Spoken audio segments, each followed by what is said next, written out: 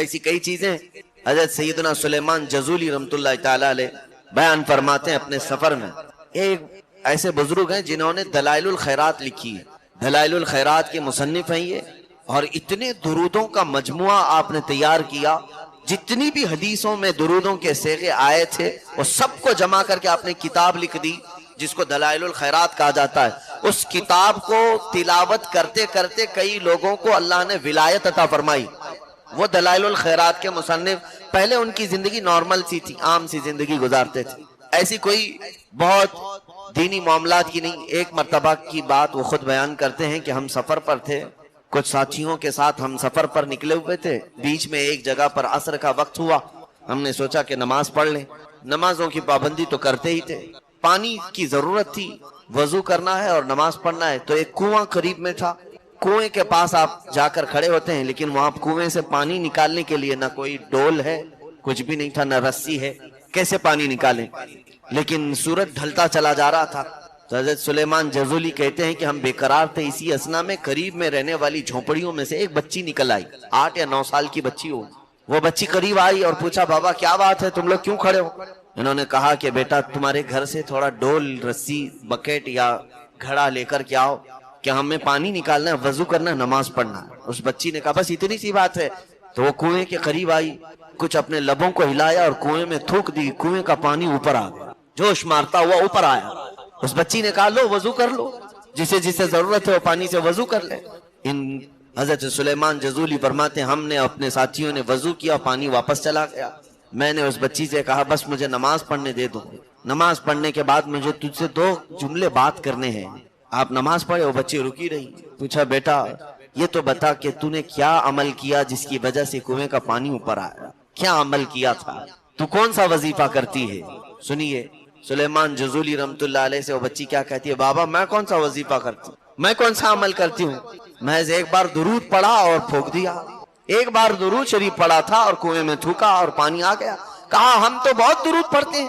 اس بچی نے کہا ہاں زبان کا فرق ہو سکتا ہے، میرے والد نے تربیت ایسی کی کہ آج تک میں نے زبان سے کبھی جھوٹ نہیں کہا اور حرام لقمہ نہیں کھایا میرے گھر میں، اور یہ 2 چیزیں ایسی ہیں جس کی وجہ سے تاثیر بڑھ جاتی۔ سلیمان جزولی رحمۃ اللہ علیہ فرماتے ہیں اسی دن سے زندگی پلٹ گئی، بدل گئی۔ ایک بچی نے آپ کی زندگی کو ایسے بدلا کہ آپ نے اپنی زندگی کا باقی حصہ پورا درود پاک پڑھنے میں گزارا، پوری زندگی بھر درود پاک پڑھتے رہے اور لکھتے رہے، اور ایک کتاب تصنیف فرما دی دلائل الخیرات۔ پھر آج دیکھیں ان کی لکھی ہوئی کتاب کی تاثیر اتنی ہے کہ اگر کوئی کنٹینیو اس کو وظیفے میں رکھے تو اللہ تعالیٰ اسے ولایت عطا فرماتا ہے، اپنا قرب عطا فرماتا ہے۔ عزیزان گرامی، زندگی میں رب تعالیٰ کبھی کبھار ایسے موقع فراہم فرماتا ہے کہ انسان کو وہاں بدل جانا چاہیے، بدل جائے۔ کئی معاملات ایسے ہیں، جیسے بغداد مقدس کے سلسلے میں ایک روایت ہے کہ ایک شخص ایسا تھا جو گناہ کرتا تھا اور اپنی ڈائری میں لکھتا جاتا تھا، سب جو کیا وہ آج ڈائری میں نوٹ کرتا تھا۔ اس کی عادت تھی، کئی زنا کیے تھے اس نے، کئی چوریاں کی تھی، کئی لوگوں سے بدکاریاں کی تھی، سب لکھ کر کے رکھتا تھا۔ ایک بار اس نے، مال بہت زیادہ تھا، پیسے بہت زیادہ تھے، ایک خاتون کو وہ پیسے دے کر منوا کر کے لے آیا۔ ایک عورت 100 دینار پر وہ راضی ہو گئی اور اسے اپنے گھر لے آیا۔ جب گھر لے آیا تو اس عورت سے اپنی ہوس کی، خواہشات کی پوری تکمیل کرنا چاہ رہا تھا۔ اسی اثنا میں اس عورت کو دیکھا کہ بدن میں اس کے کپ کپی تاری، کانپ رہی عورت اور پورا بدن اس کا تھر تھرا رہا ہے۔ تو اس مرد نے پوچھا کہ تجھے کیا ہوا، تو کیوں کانپ رہی ہے؟ تو وہ عورت کہتی ہے اے نوجوان، میں پیشہ ور طوائف نہیں ہوں، عادت سے میں حرام کاریاں نہیں کرتی، میں ایک بیوہ ہوں، میرے گھر میں 3 چھوٹے بچے ہیں، کئی دن ہو گئے میرے گھر میں فاقہ کشی چل رہی ہے، کمانے والا کوئی ہے نہیں، میں نے بچوں کو کئی دنوں سے تسلی دی، اب ان کے پیٹ کی آگ کو بجھانے کے لیے میں نے سوچا کہ کیوں نہ میں اپنا جسم ہی بیچ دوں، اور میں تیرے ساتھ آنے کو راضی ہو گئی۔ زندگی بھر کبھی آج تک مجھے کسی اجنبی مرد نے ہاتھ نہیں لگایا، محض میں اپنے بچوں کا پیٹ بھرنے کے لیے اپنا جسم تجھے حوالے کرنے آ گئی، اور آ تو گئی تیار ہو کر، لیکن اب تیرے بستر پر آتے ہی مجھے یہ خوف ستا رہا ہے کہ میرا رب تو اب بھی دیکھ رہا ہے، اور قیامت کے دن جب مجھے اٹھایا جائے گا تو پتہ نہیں کس چہرے کے ساتھ اٹھایا جائے گا۔ تو بس یہ تصور ہے میرے مولا کا جو میرے جسم میں کپ کپی طاری کر چکا ہے، میں ڈر رہی ہوں کہ کیا بولوں اس کو۔ بس اس کے یہ جملے تیر کی طرح چبھتے چلے گئے اس بندے کو، ایسا چبھنے لگے، اور اس نے اس عورت کو فوراً اسی وقت آزاد کیا، اسے جتنے مال کی ضرورت تھی اس کی اولاد کو سب دی، اور کہا خاتون مجھے معاف کر دے، میں کتنا نکما ہوں اور کس قدر حیوانیت کا شکار ہوں کہ تو اپنے گھر میں بچوں کو بھوکا چھوڑ کر انہیں کھلانے کے لیے اپنا جسم دینے آ گئی، اور یہاں میرا حال یہ ہے کہ گھر بھر میں سب کچھ ہے، ساری نعمتیں ہیں، پیٹ بھرا ہوا ہے، اس کے باوجود میں لذتیں حاصل کرنے کے لیے گناہ کرتا ہوں، میرے ہاں کوئی بھوکا نہیں، میں مجبوری سے گناہ نہیں کر رہا، میں جان بوجھ کر کے عیش و عشرت کے لیے گناہ کر رہا ہوں، مجھ سے زیادہ اس دنیا میں رذیل و ذلیل کون ہو سکتا ہے؟ بس اس عورت کی باتوں نے ایسے اس کے اندر کپ کپی تاری کی، وہ سب چھوڑ دیا، توبہ کر لیا۔ اے بار الہا، نہ جانے ایسی کتنی عورتوں کو میں نے استعمال کیا ہوگا، خلاق العالمین کیا میرے معافی کی کوئی صورت ہو سکتی ہے؟ کیا میں معاف کیے جانے کے قابل ہو سکتا ہوں؟ وہ روتا رہا اور اس خاتون کو پیسے دے کر گھر پہ بھیج دیا، سوچا کہ اب سب کچھ ختم کر دیتے ہیں، اپنی وہ ڈائری جس پہ لکھتا تھا روز گناہ جو کرتا تھا وہ لکھتا تھا، سوچا کہ آج میں جا کر کے اس ڈائری میں موجود سب گناہوں کو کاٹ دیتا ہوں۔ آج آ کر کے اس نے ڈائری کو اٹھایا تو اس کی حیرت کی انتہا نہیں رہی، سارے پیج اس میں خالی پڑے ہوئے، جو لکھا تھا کہیں ایک جگہ بھی اس کی لکھی ہوئی تحریر موجود ہی نہیں۔ وہ فوراً چھان بین کرنے لگا، یہی ڈائری ہے جس میں میں لکھتا تھا، آخر برسوں سے لکھتا آیا ہوں، کافی زخیم ہو چکی تھی، اس میں کہاں چلی گئی؟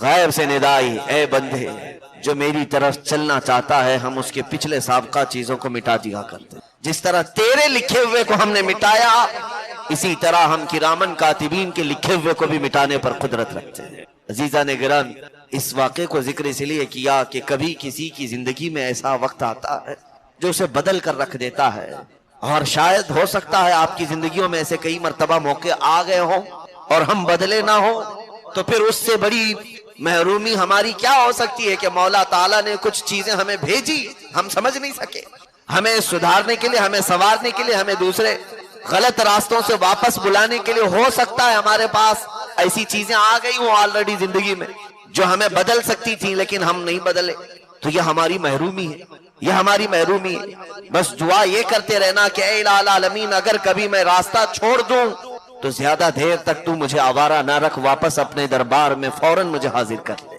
اللہ کے نبی صلی اللہ تعالیٰ علیہ وسلم بارگاہ رب العزت میں کیا دعا کرتے تھے جانتے ہیں؟ یوں عرض کرتے تھے، لا تکلنی الی طرفت عین یا اللہ، اے اللہ تو مجھے میرے اپنے آپ کو، حضور فرماتے ہیں اے رب تو مجھے اپنے آپ کو میرے حوالے ایک منٹ کے لیے بھی نہ کرنا، تو اپنے حفاظت میں رکھنا۔ حضور فرماتے ہیں میرے حوالے میرے نفس کو مت کر، کتنی دیر کے لیے؟ الی طرفت عین، پلک جھپکنے کے برابر وقت بھی میرے حوالے مجھے مت دینا، میری ذات کو تو اپنی حفاظت میں رکھ۔ عزیزان گرامی، دعا یہی کرو۔ مجھے کئی چیزیں یہاں پر نظر آتی ہیں کہ زندگی میں بدلنے کے اوقات کئی لوگوں کے آئے ہوں گے، آتے ہوں گے۔ مثال کے طور پر اسی طرح سے آج یہاں پر سما بندھا ہوا ہے، ہماری اس مسجد میں قرآن پاک کی تفسیر کے درس ہوا کرتے ہیں، ہماری اس مسجد میں طلبہ کے لیے تعلیم و تعلم کا سلسلہ بھی ہے، کئی نوجوان بچے ایسے ہیں جنہیں قرآن پڑھنا نہیں آتا تھا، پڑھنے لگ گئے، اور کئی ایسے ہیں جنہیں دینی معلومات نہیں تھی، معلومات حاصل کر لیے۔ یہ ساری ایکٹیویٹیز مسجد کے اندر ہو رہی ہیں، تفسیر قرآن، اور پھر اس کے علاوہ ہر ہفتے ذکر اللہ کی مجلسیں رات کے وقت۔ یہ میں میری فضیلت کے لیے نہیں گنا رہا ہوں، میں یہ کہہ رہا ہو سکتا ہے یہ ساری چیزیں ہمیں زندگی میں بدلنے کے لیے مولا نے دیا ہو، اور بہت سارے لوگ اس کو نارمل سمجھ کر کے گزر گئے۔ یہ تو بہت ساری چیزیں آتی ہیں جاتی ہیں، ہو سکتا ہے بعد میں پھر یہ سما ختم ہو جائے، اللہ نہ کرے، لیکن کسی بھی حالت یا کسی بھی وقت کو بتایا نہیں جا سکتا۔ کسی کی زندگی میں رب تبارک و تعالیٰ بدلنے کے لیے موقع دیتا ہے تو فوراً اسے استعمال کر لینا چاہیے، پلٹ آنا چاہیے، واپس آ جانے والا اللہ کی بارگاہ میں بڑا عزیز ہوتا ہے۔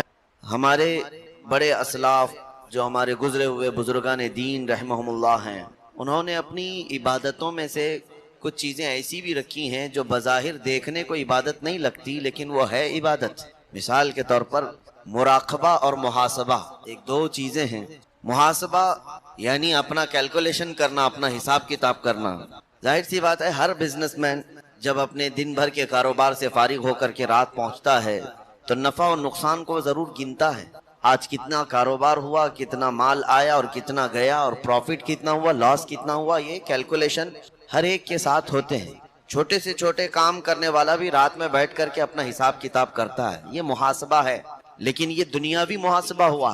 اسی طرح سے اگر انسان رات میں بیٹھ کر اپنے دن بھر کے اعمال کا بھی جائزہ لے لے کہ صبح اٹھنے سے لے کر اب تک میں نے کتنے لوگوں سے بات چیت کیا ہے، کتنے لوگوں سے کلام مصافحہ معانقہ کیا ہے، اور کہاں کہاں میں بیٹھا تھا، کہاں کہاں گیا تھا، کیا کیا کھایا ہوں، میرے جیب سے کتنے گئے ہیں اور کتنے دوسروں کی طرف سے میرے پاس آئے ہیں، کیا ہر میرے جیب سے نکلنے والی چیز حلال تھی، کیا میرے لقمے ہر ایک جو حلق میں اترے ہیں حلال تھے۔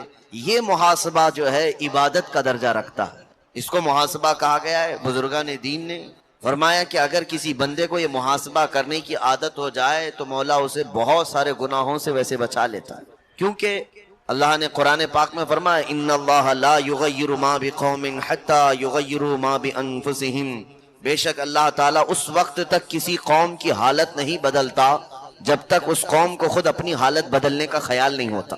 یعنی تبدیلی، چینجنگ ہمارے اپنے جانب سے شروع ہونی چاہیے۔ اگر کوئی یہ سوچ کر کے بیٹھے کہ میں جیسا ہوں ویسا ہی رہوں اور مجھے ساری دنیا مل کر کے بدل ڈالے، ہاں وہ اللہ عز و جل کا فضل ہے، جسے چاہے بدل دے، لیکن تبدیلی کی خواہش تو ہو انسان کے اندر، ابتدا ہماری طرف سے ہو تو رب تبارک و تعالیٰ کمال تک اسے پہنچاتا ہے۔ تو یہ ابتدا کرنے کا طریقہ ہی محاسبہ کہلاتا ہے۔ اور ایک ہے مراقبہ۔ مراقبہ بھی تقریباً اسی معنی میں ہے کہ واچنگ کرنا، یعنی غور و خوض کے ساتھ نظر رکھنا اپنے اعمال پر۔ اب مثال کے طور پر اگر کسی کو یہ ڈیوٹی دے دی جائے کہ صبح سے لے کر شام تک تم فلاں روڈ پر بیٹھو اور ہر آنے جانے والی گاڑیوں کو گنتے رہنا، تو اس کی ڈیوٹی ہے۔ ایک ہاتھ میں قلم، ایک ہاتھ میں وہ کاپی لے کر کے بیٹھ جائے گا اور گاڑیوں کی گنتی شروع کرے گا، کون سی گاڑی گئی آئی، اس کی نظر اسی پر لگی ہے۔ اس راستے پر ہو سکتا ہے بہت سارے انسان بھی آئے گئے ہوں گے، لیکن اس کی نظر گاڑیوں پر رہتی۔ ڈیوٹی اس کو دی گئی تھی گاڑیاں گننے کی، پھر بیچ میں اگر ہاتھی گھوڑے آئے تو انہیں نہیں گنتا۔ یہ مراقبے کا کمال ہوتا ہے۔ مراقبہ غور و خوض کے ساتھ اپنے گزری ہوئی چیزوں کو یا اپنی زندگی میں آنے جانے والی چیزوں کو نظر رکھنا، اور خاص طور پر ان چیزوں پر نظر رکھنا جو تجھے رب تعالیٰ سے دور کر سکتی ہیں۔ جیسے ہی تمہاری نظر ان پر پڑنا شروع ہو جائے گی، تمہارا دل انہیں ایکسپٹ نہیں کرے گا، یہ عادت خراب ہے جو مجھے رب سے دور کر سکتی ہے، فوراً تمہارے دل نے اسے باہر نکال دیا۔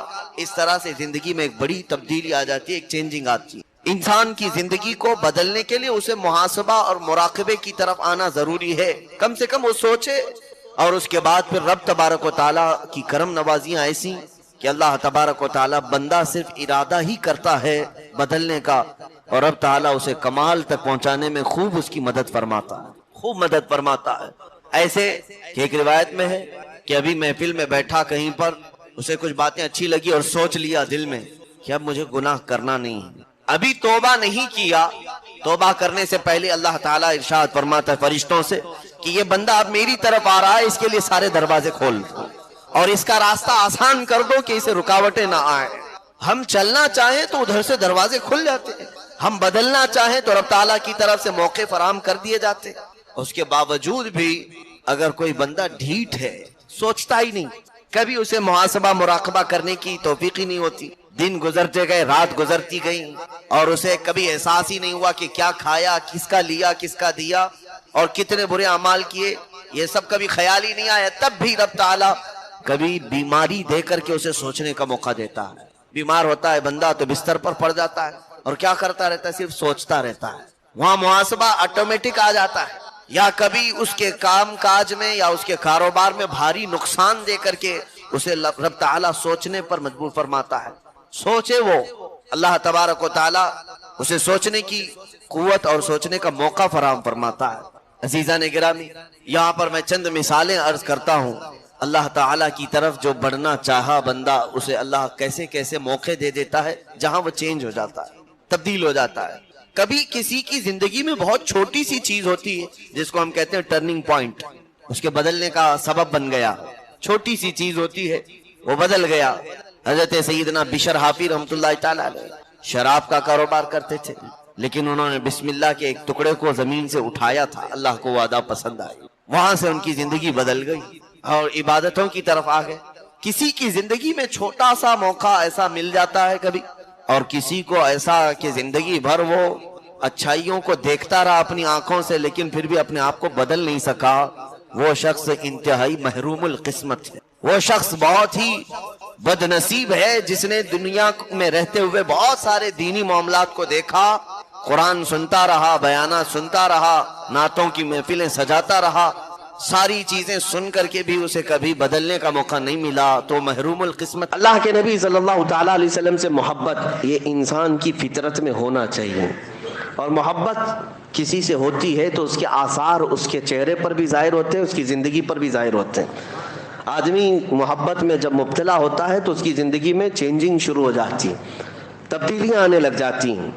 عام سی بات ہے، آپ دنیا میں بھی دیکھیں، ایک مجازی عشق و محبت میں جو بندہ پاگل ہونے لگتا ہے، کسی لیلا کے پیچھے ہے، کسی محبوبہ کے حسن کے پیچھے پڑ جاتا ہے، اس کی زندگی میں چینجنگ آ جاتی ہے. وہ سب کچھ چھوڑ چھاڑ کر کے پیچھے لگا رہتا ہے. کبھی کبھار ہم نے دیکھا کتنے مجنوں ایسے ہی بنے ہیں شعر و شاعری کرتے ہوئے.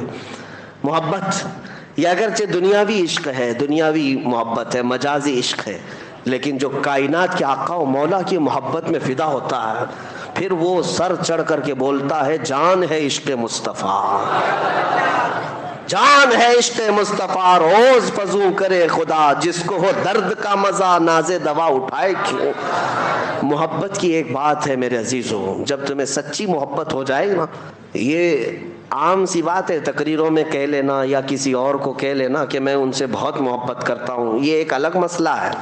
لیکن ریئل جو ہوتی ہے، جو ایک دم پیور جس کو کہتے ہیں، وہ محبت ہوتی ہے تو پھر کائنات میں ہر جگہ اسے اپنے محبوب کا ہی حسن نظر آتا ہے. وہ اپنے محبوب کے علاوہ کسی چیز کا تذکرہ پسند بھی نہیں کرتا. ہم ایسے عاشقوں میں بریلی کے امام کو دیکھتے ہیں جنہوں نے اپنی زندگی حضور کی محبت میں فنا کر دی. ان کا حال تو یہ تھا جس چیز کو دیکھتے اپنے نبی کو یاد کرتے. حضور پاک صلی اللہ تعالیٰ علیہ وسلم کی محبت رچ بس جانا. محبت کی علامات میں آپ کو بتاتا ہوں. بندہ جب کسی کا ذکر کرتا ہے تو بار بار اس کا تذکرہ اس کی زبان پر آنے لگتا ہے، بار بار اس کا تذکرہ آنے لگتا ہے. میں آپ کے ذہن کو قریب کرنے کے لیے ایک بات کہتا ہوں. ایک بندہ مرید بننے کے لیے ایک بزرگ کے پاس، کہا کہ مجھے مرید بنا دیجئے. کہا جانتے ہو مجھ کو؟ کہا پہلے سنا تھا آپ بڑے بزرگ، آپ کے پیچھے چلوں گا. انہوں نے کہا میرا جو طریقہ ہے وہ یہ ہے کہ پیر سے بے انتہا محبت ہونی چاہیے. کہا میں محبت کرتا ہوں آپ سے، مرید کر لیجئے آپ. کہا ایسی نہیں ہوں، میں دیکھنا چاہتا ہوں. دیکھنے کے لیے انہوں نے ایک طریقہ کیا اپنایا، کہا ایک بھینس خرید کر کے اس کے حوالے کر دیا. کہا یہ بھینس لے جا، اس کو پال. کہا کیا کرنا ہے اس کو؟ کہا اتنا پالنا ہے اس کو، صبح نہلانا، دوپہر میں نہلانا، رات میں بھی نہلانا، 3 بار نہلانا. کھانا تم اپنے ہاتھ سے کھلانا اس بھینس کو، اور اس کے پورے بدن کو پوچھا مارتے رہنا، صفائی کرتے رہنا، اور اس کے ساتھ بیٹھ کر کے تھوڑی دیر باتیں بھی کرتے رہنا، اس سے دل لگا لینا. اس نے کہا آپ کا حکم ہے تو کرتا ہوں، ورنہ بھینس سے کیا کیا جائے، جانور ہی ہے نا. تو اس نے کہا ٹھیک ہے. بزرگ نے کہا 30-40 دن کے بعد آؤ.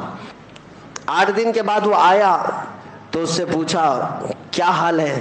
کہا ٹھیک ہوں. کہا بھینس کا کیا حال ہے؟ کہا وہ بھی ٹھیک ہے. پھر انہوں نے سوال کیا دن بھر کیسے گزارتے ہو؟ کہا اچھے سے گزارتا ہوں. بھینس وہ بھی اچھی ہے. کہا جاؤ 40 دن کے بعد ہم ملتے ہیں. 40 دن کے بعد آئے. اب آنے کے بعد اس بزرگ نے پوچھا کیا حال ہے؟ کہا میری بھینس کا حال بھی بہت اچھا ہے. کہا تیری خیریت پوچھ رہا ہوں، بھینس کی بات کر رہا ہے. دن کیسا گزرتا ہے؟ کہا میری بھینس تو بہت اچھی ہے، صبح اٹھتی ہے میرے ساتھ بات کرتی ہے، دوپہر میں نہلاتا ہوں، رات میں اس کے ساتھ بیٹھتا ہوں. کہا میں تیری خیریت پوچھ رہا ہوں، بھینس کی بات کر رہا ہے. اس کے بعد جتنے سوال وہ کرتے رہے ہر بات میں بھینس. تب اس بزرگ نے فرمایا کہ یہ صرف اور صرف ریہرسل ہے، ایک پریکٹس ہے. ایک بندہ اگر جانور کے ساتھ بھی وقت گزارنے لگ جائے تو اس کا دل اس کے ساتھ لگ جاتا ہے، اور اگر تو اللہ کے رسول کے ساتھ دل لگا لے میرے عزیزو، جانور کو تو یہ اختیار نہیں تیرے دل کو قابو میں رکھنے کا، لیکن آمنہ کے لال کو یہ اختیار ہے تیرے دل کو اپنے قبضے میں رکھنے کا. حضور پاک صلی اللہ تعالیٰ علیہ وسلم سے محبت بڑھے گی تو کیسے کہ کثرت سے ان کا ذکر ہونے لگ جائے. صبح دوپہر شام ان کی حدیثوں کی بات کرو, حضور کے اخلاق کی بات کرو, نبی پاک صلی اللہ علیہ وسلم کی سنتوں کی بات کرو, آٹومیٹک آپ کو محبت ہوگی. اور اگر حدیثیں یاد نہیں ہیں تو کم سے کم حضور پر کثرت سے درود پڑھنا شروع کرو. 1000 بار روزانہ تم درود پڑھو, پھر 40 دن کے بعد مجھ سے ملاقات کرو. میں آپ سے بتاتا ہوں انشاءاللہ یہ وہ کامل وظیفہ جو امام غزالی نے فرمایا, میں آپ کے سامنے کہہ رہا ہوں. 40 دن کے بعد تمہاری خود کی کیفیت یہ ہوگی کہ دنیا تمہیں پھیکی لگنے لگے گی, اور ہر رات تم یہ کہہ کر کے سو گے میرے آقا آؤ کہ مدت ہوئی ہے, میرے آقا آؤ کہ مدت ہوئی ہے. تیری راہ میں آنکھیاں بچھاتے بچھاتے, تیری یادوں میں تیری حسرتوں میں بڑے دن ہو گئے ہیں گھر کو سجاتے سجاتے. یہ کب ہوگی؟ جب کثرت سے تم حضور کو یاد کرو. اعلیٰ حضرت کو ہم نے دیکھا, فنا پھر رسول یوں ہی نہیں کہتے. کوئی صاحب آئے اعلیٰ حضرت کے پاس, ایک گلاب تحفے میں لے کر آئے. کہا کہ حضور یہ بہت اچھا گلاب ہے, قبول فرما لے. دیکھا, اس کے بعد کہتے یہ تو صبح کھلتا ہے شام میں مرجھا جاتا ہے, میں اس گلاب سے محبت کرتا ہوں جو کبھی نہیں مرجھاتا, جو کبھی نہیں مرجھاتا. لوگ پھول کی تعریف کر رہے تھے, اعلیٰ حضرت سے خاموشی گوارا نہ ہوئی, پھول کو دیکھتے رہے اور پھر نعت بھی لکھتے رہے. کیا سر تاب قدم ہے تن سلطان زمن پھول, لب پھول دہن پھول زکن پھول بدن پھول. حضور کے ہر عضو کو پھول سے تشبیہ دینے لگ گئے. لب پھول دہن پھول زکن پھول بدن پھول. واللہ جو مل جائے میرے گل کا پسینہ, مانگے نہ کبھی عطر نہ پھر چاہے دلہن پھول. کیا بات رضا اس چمنستان کرم کی, زہرا ہے کلی جس میں حسین و حسن پھول. اب اعلیٰ حضرت کو اٹھا کر دیکھیں, پوری نعت پھول پر لکھی ہے لیکن گلاب پر نہیں, مدینے کے گلاب پر لکھی ہے. محبت اس کو کہتے ہیں کہ جب اپنے محبوب کا تذکرہ ہو تو دنیا میں کسی بھی شے کا تذکرہ ہو لیکن یاد اپنے محبوب کی آ جائے, یاد اپنے محبوب کی آ جائے. میں نے دیکھا ہے اعلیٰ حضرت کو میں اس لیے زیادہ ذکر کرتا ہوں کہ ان کے کلام پڑھنے کے بعد حضور سے محبت میں اضافہ ہوتا ہی ہے, عشق میں اضافہ ہوتا ہے. اپنا پریکٹیکل تو ہم بتاتے ہیں, باقی دوسروں کا معلوم نہیں. نبی پاک صلی اللہ تعالیٰ علیہ وسلم کے دربار میں قریب ہونے کا جو شوق بڑھتا ہے وہ اعلیٰ حضرت کے کلاموں سے بڑھتا ہے. آپ دیکھیں انہوں نے کہاں کہاں ذکر کیا, اور ایسی ایسی جگہوں پر اللہ کی حمد بیان کرنا ہے, اللہ کی تعریف جس کو حمد کہتے ہیں, وہ جب بیان کرنا. بہت سارے لوگوں نے دنیا میں حمد بیان کی ہے, اور کئی ایسے دوسرے طبقے کے لوگ, دوسرے مکتبہ فکر کے لوگ بھی حمد لکھیں. بچپن میں اردو اسکول کی کتابوں میں وہ حمد بھی آتی تھی, وہ اللہ بہت بڑا ہے جس نے ہماری گائے بنائی. سنے ہوں گے آپ, یا شاید ہو سکتا ہے آپ کے سیلیبس میں چینج ہو گیا, پرانے لوگ جانتے ہیں. وہ اللہ بہت بڑا ہے جس نے ہماری گائے بنائی. اس پر حمد اللہ کی, ٹھیک ہے اچھی بات ہے. وہ اللہ بہت بڑا ہے جس نے ہمارا گھر بنایا, ہمیں باپ دیا, ہمیں ماں دیا. وہ اللہ بہت بڑا حمد ہے یہ. لیکن اعلیٰ حضرت کو دیکھو, اللہ کی حمد بیان کرنی ہے. یوں کہتے ہیں وہی رب ہے جس نے تجھ کو ہمتن کرم بنایا, ہمیں بھیک مانگنے کو تیرا آستاں بتایا. تجھے حمد ہے خدایا, تجھے حمد ہے خدایا. اللہ کی حمد ہے, لیکن کس بات پر؟ اس بات پر کہ اللہ کا سب سے بڑا شکر اس بات پر ہے کہ محبوب اپنا قریبی ہوا ہمیں عطا فرمایا. کہیں پر بھی دیکھیں یہ محبت کی علامت ظاہر ہو جاتی ہے, باتوں میں, تقریروں میں, قلم میں ظاہر ہو ہی جاتی ہے. دعا جب بندہ کرتا ہے تو کیا دعا کرتا ہے؟ دعا میں اپنے کیا کیا عزیز و اقارب کے لیے مانگتا ہے, رشتوں کے لیے مانگتا ہے, اپنی دنیا کے لیے مانگتا ہے. دعائیں یہی ہوتی ہیں. اعلیٰ حضرت کی دعائیں پڑھو. اعلیٰ حضرت دعائیں کیا کرتے تھے؟ اللہ اکبر. وہ بھی مناجات آپ نے سنے ہوں گے, مشہور دعا اعلیٰ حضرت کی, یا الہی ہر جگہ تیری عطا کا ساتھ ہو. یہ ہے نا, پڑھتے بھی ہوں گے. یہ مناجات ہے, یہ دعا ہے, اللہ کی بارگاہ میں مانگی ہوئی دعا ہے. لیکن میں اس کی آج خصوصیت بتاتا ہوں آپ کو, اس دعا کی, اس مناجات کی. پوری دعا اٹھا لینا آپ, جتنے اشعار ہیں اس کے اندر. پہلے مصرے میں اللہ سے طلب, اللہ سے مانگ رہے, اور دوسرا مصرع جو بھی آئے گا اس میں, اس حمد میں, وہ صرف اور صرف رسول اللہ کو مانگا گیا ہے. हुजूर के तस्करे के अलावा कुछ भी नहीं मांगा आला हजरत ने। अब मैं पढ़ के सुनाता हूँ, देखो आप क्या मांगते हैं दुआ में भी। या इलाही हर जगह तेरी अता का साथ हो, जब पड़े मुश्किल शहे मुश्किल कुशा का साथ हो। दुनिया में कुछ नहीं मांगा, जब मुश्किल आए तो ऐ अल्लाह मुश्किल कुशा रसूल का साथ हो। और फिर आखिरी वक्त आए, या इलाही जब जुबाने बाहर आए प्यास से, ये कयामत का मंजर है। या इलाही जब जुबाने बाहर आए प्यास से, क्या होना चाहिए? फिर कहते हैं साहिबे कौसर शहे जूदो सखा का साथ हो, रसूल का साथ। या इलाही गर्मी महशर से जब भड़के बदन, दामने महबूब की ठंडी हवा का साथ हो। हर दुआ में देखो रसूल का तज़किरा। और फिर नज़ा का वक्त आए तो क्या होना चाहिए? या इलाही भूल जाऊं नज़ा की तकलीफ को। कैसे? अल्लाह किसी फरिश्ते को भेज देना, तकलीफ आसान कर देना नहीं, कैसे तकलीफ दूर हो? या इलाही भूल जाऊं नज़ा की तकलीफ को, शादी दीदार हुस्न मुस्तफ़ा का साथ। हुस्न मुस्तफ़ा मेरे सामने आ जाए और मैं नज़ा की तकलीफ भूल जाऊं। मांगते हैं अल्लाह की बारगाह में तो रसूल पाक का ही सदका। और इतना ही नहीं, या इलाही जब चलूं तारीक राहे पुल सिरात, आफताबे हाशमी नूरुल हुदा का साथ हो। यानी पुल सिरात पर भी चलने के वक्त आला हज़रत जो मांग रहे हैं वो आफताबे हाशमी नूरुल हुदा रसूलुल्लाह का साथ हो। या इलाही जब सरे शमशीर पर चलना पड़े, सरे शमशीर जिसको कहते हैं तलवार से ज्यादा तेज बारीक रास्ता है, उस वक्त जब कठिनाइयां होंगी, मुश्किलें होंगी, आला हज़रत कहते हैं या इलाही जब सरे शमशीर पर चलना पड़े, रब्बे सल्लिम कहने वाले गमजुदा का साथ हो। वो भी रसूल पाक ही हैं, रसूल पाक ही हैं हर मिसरे में। यहाँ तक कि जब आपने अपनी मुनाजात को खत्म किया, आखिरी शेर लिखने पर आए, कहते हैं या इलाही जब रजा ख्वाबे गिरा से सर उठाए। ख्वाबे गिरा किसको कहते हैं? लंबी नींद सोकर, मौत की नींद को ख्वाबे गिरा कहते हैं। जब रजा लंबी नींद सोकर अपनी कब्र से उठने वाला हो, दुआ तो यही होना चाहिए कि मौला मेरी नमाजें सब साथ रहे, हज भी साथ रहे, ज़कात भी साथ हो, मेरी तसनीफी काम भी सब साथ में रहे मेरे, ताकि मेरे अमाल में भारी हो जाए पल्ले में। आला हजरत की दुआ ये नहीं है कि मेरे सारे अमाल साथ रहे। कहते या इलाही जब रजा ख्वाबे गिरा से सर उठाए, दौलत बेदार इश्क मुस्तफ़ा का साथ। अगर कुछ रहे हमारे पास उस वक्त मौला इश्क मुस्तफ़ा साथ हो। यानी हर जगह जब रसूल का तज़किरा आए तो ये मोहब्बत की अलामत समझो। मोहब्बत सिर्फ और सिर्फ एक दूसरे को कह लेने से नहीं होती, उसकी जिंदगी में ये चीजें नजर आने लगती, उसकी एक्टिविटीज में ये चीजें नजर आने लगती हैं। बैठते उठते वो मेरे मुस्तफ़ा को याद करता है, उनकी अदाओं पर अमल करने लग जाता है।